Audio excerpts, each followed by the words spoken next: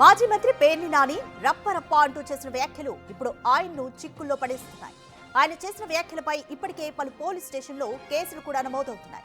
Machilipatnam, Avanigadda, Pedana, Pamarru, Vijayawada 2 town police స్టేషన్లో పేర్ని నానిపై ఫిర్యాదులు చేశారు టీడీపీ నేతలు. వెంటనే ఆయనపై చర్యలు తీసుకోవాలంటూ డిమాండ్ చేస్తున్నారు.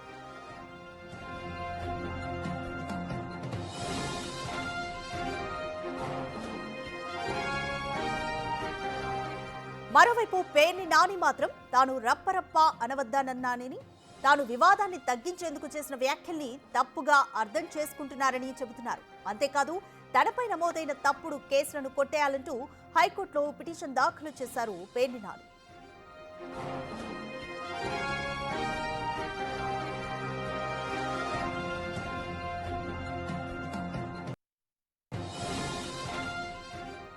రెడ్ మోర్ డీటెయిల్స్ మా ప్రతినిధి సాహిత్య అందిస్తారు.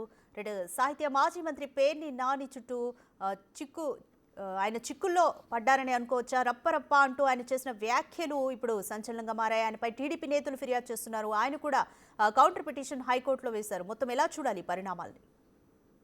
మాజీ మంత్రి వైసీపీ కీలక నేత పేర్ని నానిపై విజయవాడలో కూడా ఇటు ఆదివారం నాడు కూడా మరో కేసు కూడా నమోదైనట్టుగా కూడా సమాచారం అంతా ఉంది. నానిపై ఇప్పటికే వరుసగా నమోదవుతున్న కేసులన్నీ కూడా కలకలం రేపుతున్నాయని చెప్పొచ్చు. ఇప్పటికే మచిలీపట్నం, అవనిగడ్డ, పెడన, పామరులో కూడా ఆయన మీద కేసులు అయితే నమోదైన పరిస్థితి అయితే కనపడతా ఉంది. ఏదైతే విశ్లేషణ సమావేశం ఏర్పాటు చేసిన ఇంటర్నల్ మీటింగ్ లో అయితే ఆయన ఏదైతే స్టేట్మెంట్స్ పాస్ చేశారో రప్ప రప్ప అనుకుంటూ కూడా, అంటే కన్ను కొడితే చీకట్లో అయిపోవాలి అనే వ్యాఖ్యల పైన అయితే కనుక ఖచ్చితంగా అవి వివాదాస్పదం రేపుతున్నాయని చెప్పొచ్చు. అటు చట్టపరమైన చర్యలు తీసుకోవడానికి అయితే డిమాండ్ చేస్తున్నారు టీడీపీ నేతలు కూడా. ఇప్పటికే ఈ వ్యాఖ్యలపైన రాజకీయ వర్గాల్లో కూడా తీవ్ర చర్చలు జరుగుతున్నాయని చెప్పొచ్చు.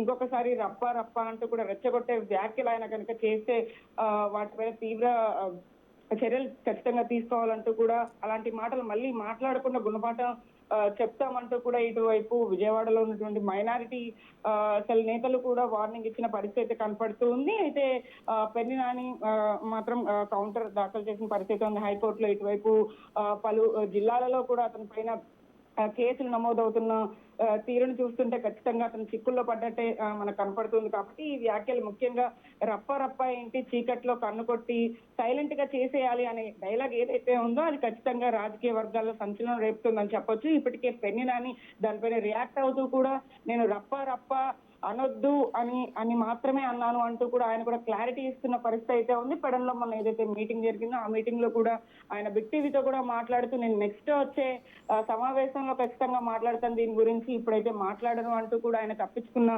రీతిని చూస్తుంటే ఖచ్చితంగా ఆయన తెలిసే మాట్లాడారా అనే డౌట్లు కూడా వ్యక్తం అవుతున్నాయని చెప్పొచ్చు.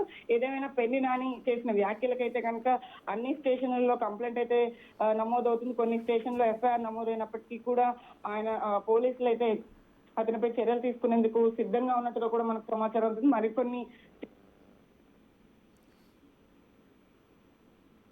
రైట్, థ్యాంక్ యూ సాహిత్య.